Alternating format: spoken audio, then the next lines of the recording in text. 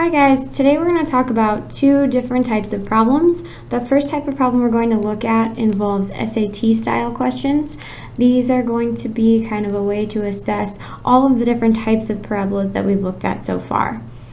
After that, we'll then talk about how to write an equation of a quadratic when we are given the graph. So we're going to start here on page 35. On page 35, it says, the equation below represents a parabola in the xy plane. Which of the following equivalent forms of the equation displays the x-intercepts of the parabola as constants or coefficients? Now I know here, since it's saying x-intercepts, that I need to find a form that shows me x-intercepts.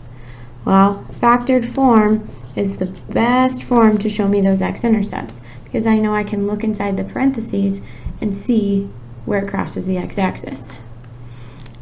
Now looking at all my answer choices, the only one that's in factored form is part D. So I know right away that part D is probably my answer because none of these other ones are even in the correct form to show me the x-intercepts. Now how could I check? Well, assuming this is on the calculator portion, I could type this guy into my calculator and make sure that it crosses at these 2 points. We talked yesterday that when in factored form, it tells me the opposite of where it crosses the x-axis. So this should cross at +2 and +4. When you plug it into your calculator, you should get a picture that looks like this, where I see that it is in fact crossing at +2 and +4, which means that part D is my correct answer. Alright, moving on to number 7. Number 7 says, which of the following is an equivalent form of the function f below in which the minimum value of f appears as a constant or coefficient? So I know here right away I'm trying to find my minimum. That's kind of my key point. Now it looks like it gives it to me in factored form, which I know how to kind of sketch factored form. So I'm going to try to do this without a calculator first and see what I can find. Now I see an x plus 6, so I know it'll be opposite, so it'll actually cross at -6, 1, 2, 3, 4, 5, 6, and at +4. I know that my axis of symmetry should be in the middle, so I'll count across 1, 2, 3, 4, 5, 6, 7, 8, 9, 10. Half of 10 is 5, so I'll go over 5. 1, 2, 3, 4, 5. And it looks like my axis of symmetry will be right here at -1. Now what I'm going to do is take that -1, plug it into my factored form to figure out my y value. So I have -1 plus 6 and -1 minus 4. Starting in the parentheses here, -1 plus 6 will be 5, and -1 minus 4 is -5. 5 times -5 gives me -25. Now obviously I won't be able to fit that on my graph here, but I know that once I go down 25, that's where my vertex is going to be. So which of these options here shows me that my minimum point is at -25? Well, again, my answer has to be D. Part 8 this time says which of the following is equivalent to the expression, and it gives it to me in standard form. So what I would do is kind of look over here at my answers. It looks like all my answers are in vertex form. So what I need to do is try to find the vertex. How do I find the vertex of something that's in standard form? Well, I have to use that nice little formula, -b over 2a. So my a value this time is 1, my b is 6, and my c is 4. I'm going to plug in, so I have -6 over 2 times 1. Nothing to simplify on the top, so it just stays a -6. 2 times 1 is 2, and -6 divided by 2 gives me -3. Now, if you like to use process of elimination, when I look over here at my answers, I can cross off C and D right away because I see there's a -3 inside my parentheses. That's going to tell me my vertex would be a +3, which doesn't match this x value. There's still two options that have the +3 inside those parentheses, so I do have to take that -3 and plug it back in. So I'll have -3 squared plus 6 times -3 plus 4. Order of operations says I have to start with the exponents. So -3 squared. Now watch out here, a negative times a negative gives me a positive, so this is +9. And I'll leave everything for just a minute. I have one more thing to multiply, and that's 6 times -3. That should give me -18. Now I'm going to work with this part right here first. 9 minus 18 gives me -9, and I still have the +4. -9 plus 4 is -5. So when I look back at my answers, looks like part B has that -5 here, so I think part B should be my correct answer.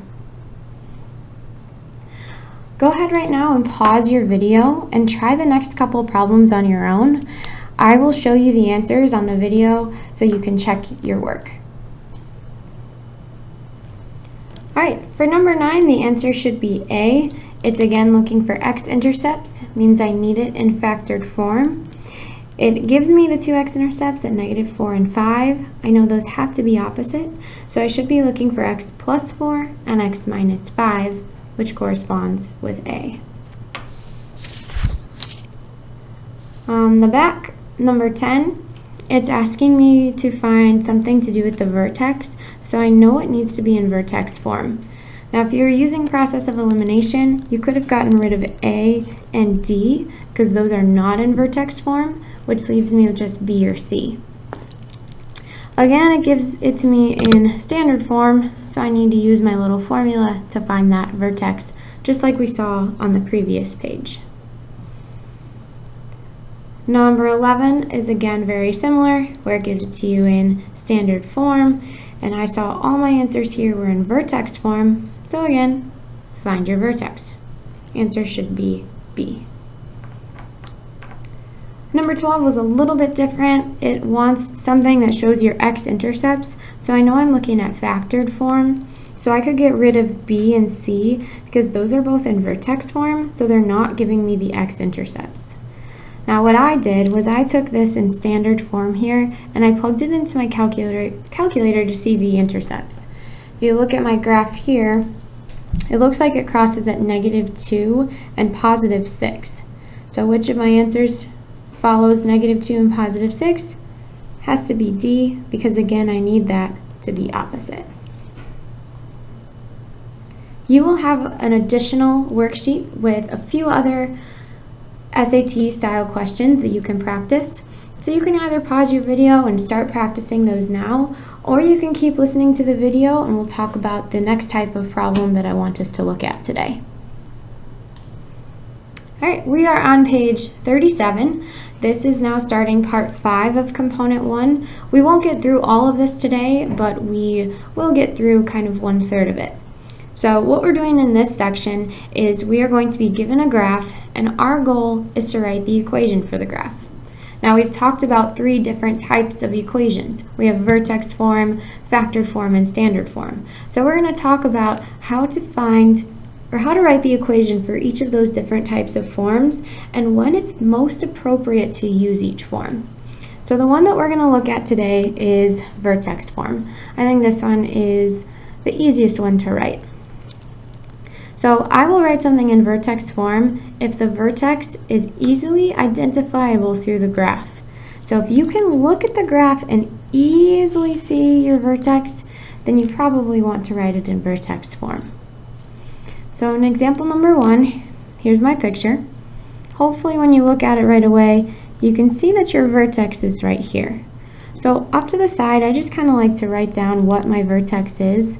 So it looks like my vertex is at 0, 2.